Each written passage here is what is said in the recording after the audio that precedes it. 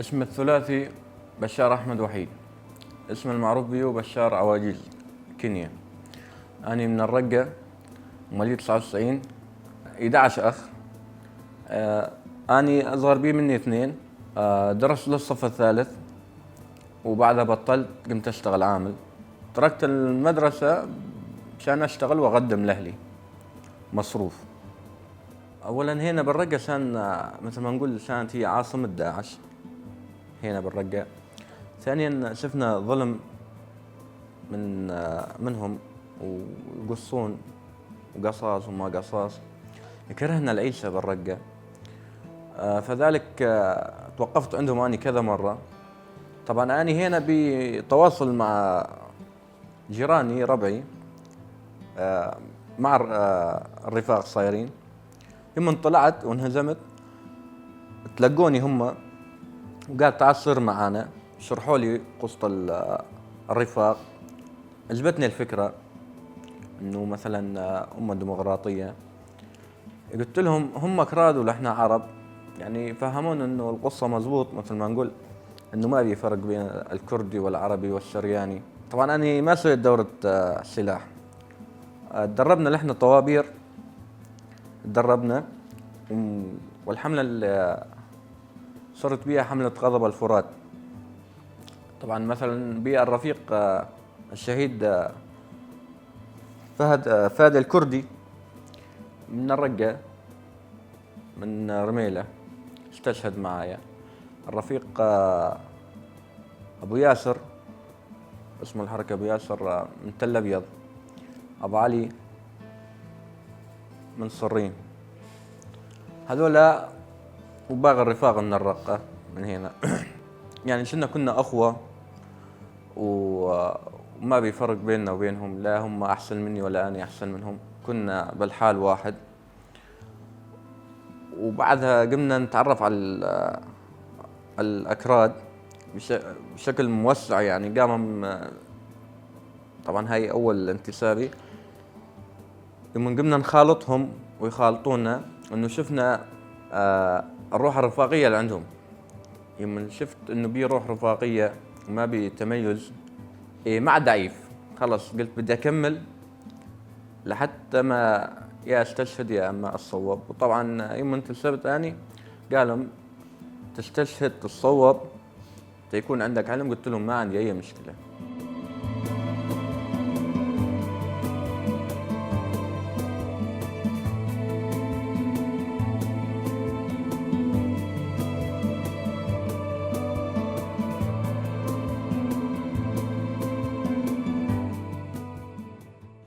فذلك مثل ما قلنا مشينا بالحمله ريف الرقة بالمنطقة السلحبية.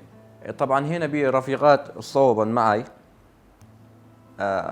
دو عشان بيعلهم طيران جيش تحكم. الطيارة اللي احنا منشنا تجي تضربنا قنابل. من نعرف انه بي طيارة وبدها تضرب القنبلة، الصوت يصير خشن، تفتح البوابة تنزت علينا القنبلة. فذلك نزلت علينا قنبلة كانت بعيدة عني، وصوبا 3 رفيقات. اسعفناهن. بعد ما اسعفناهن فتحنا طريق للمدنية من السلحبيات، لأن احنا كنا فوق على التلة وجوانا بيمجنا. فتحنا الطريق للمدنية، طلعنا المدنية كلها.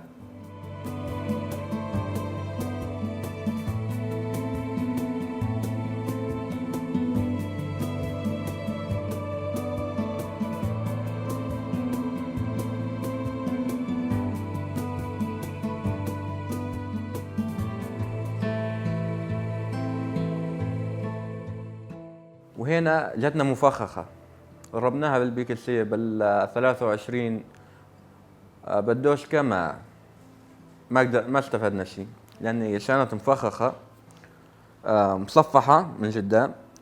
يوم وصلت السكة بسكة قطار بس سلحبية. طبعا احنا على تلة، يعني مفخخينها ومصفحينها من قدام، منزلينها عصت بالسكة.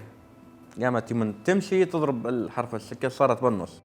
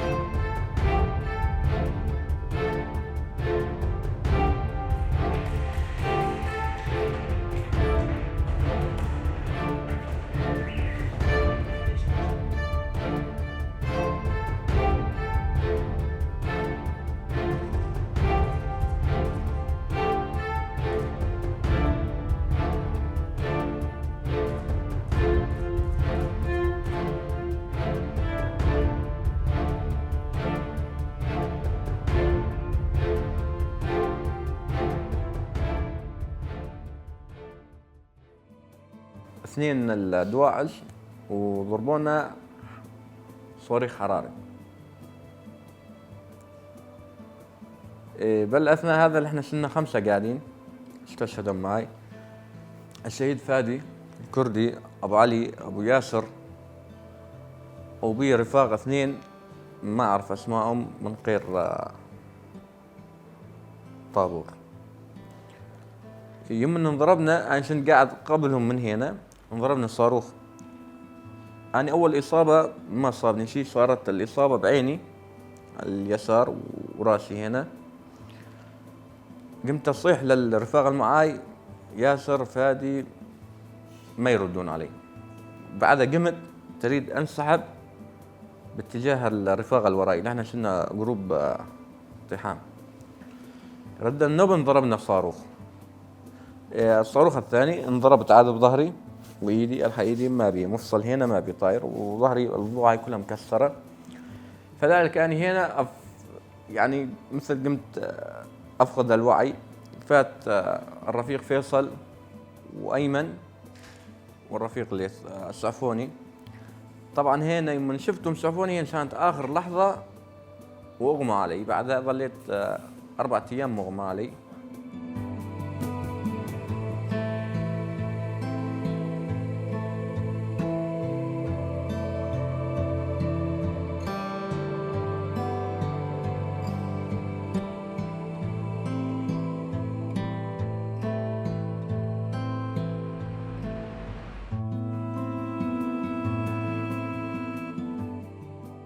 المهم اسعفونا بعد 4 أيام.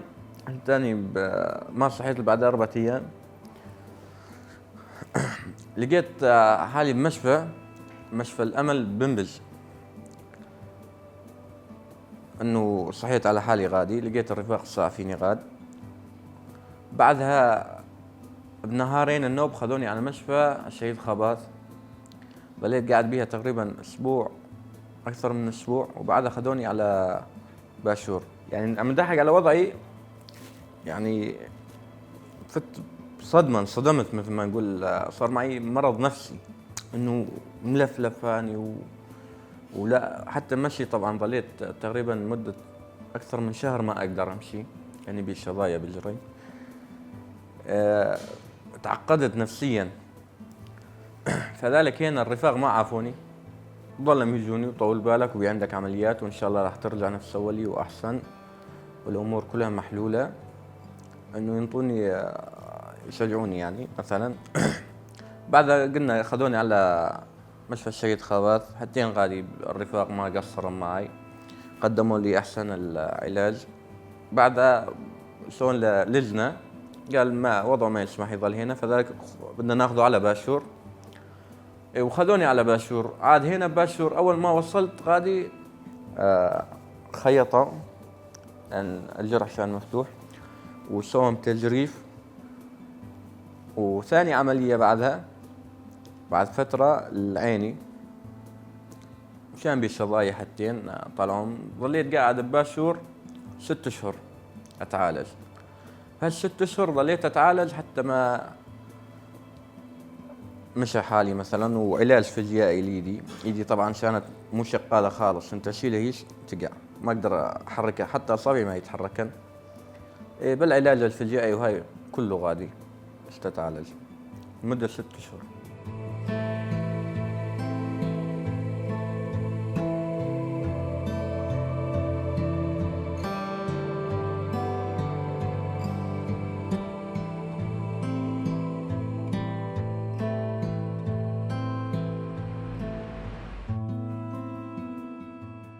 يساعدوا بعض. ذكرنا انه يساعدوا بعض وما تخلم عن بعض. ولليوم اي رفيق جريح، طبعا احنا بأن مثل يقول ما يحس بالوجع الا صاحب الوجع. فذلك الرفيق الجريح هو اللي يحس بالجرح. يعني مثلا اليوم الجريح لما اشوف رفيق جريح احس بيه وينطون معنويات للجبهات رفاق الجرحى.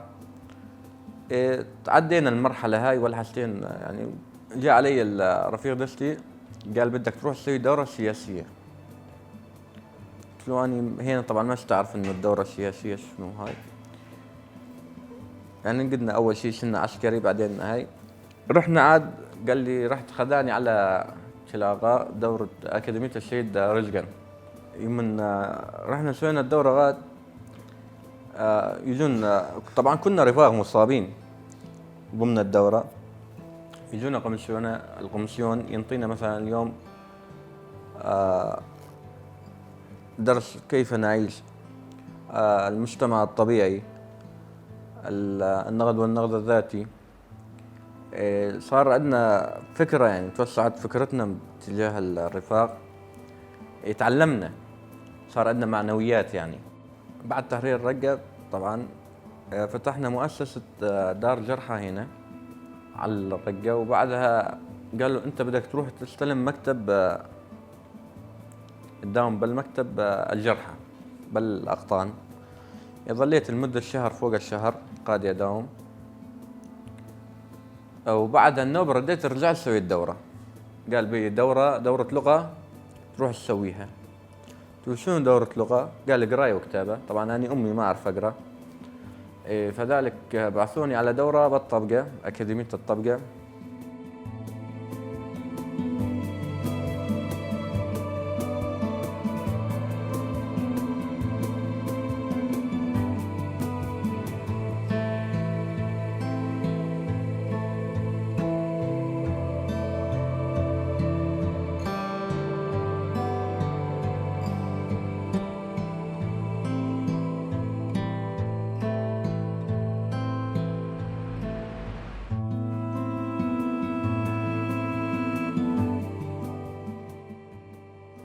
المدة 6 أشهر قراية وكتابة.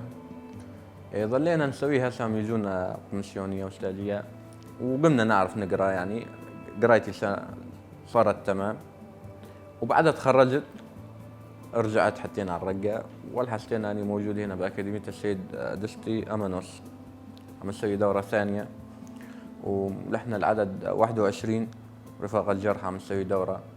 يعني عم ناخذ دروس المجتمع الطبيعي، الأخلاق، الصفة والأخلاق، صفات المناضل الثوري، النقد والنقد الذاتي. عم ناخذ الدروس هذا الدفاع عن الشعب.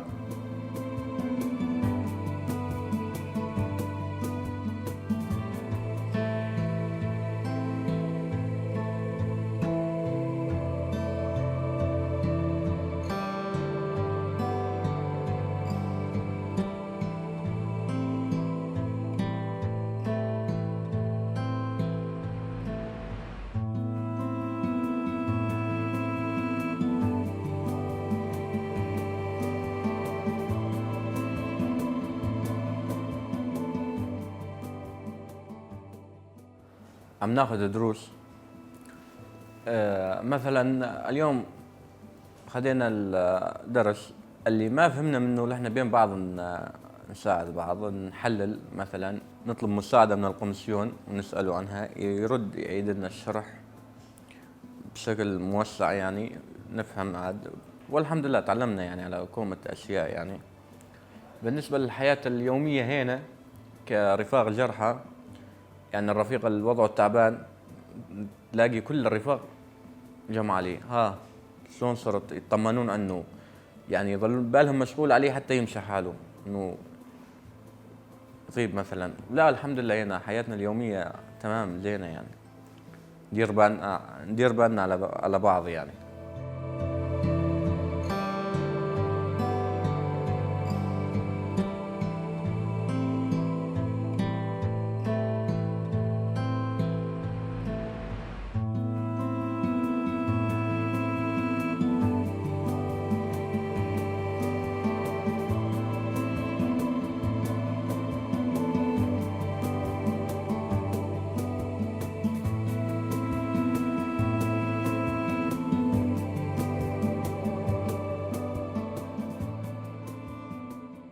بس اما هنا بالحياه العسكريه لا، تعلمت كون الشغلات، وصار عندي اطلاع على كوم الشغلات مثلا بين الرفاق، وصار عندي خبره مثل ما نقول من خلال الدروس.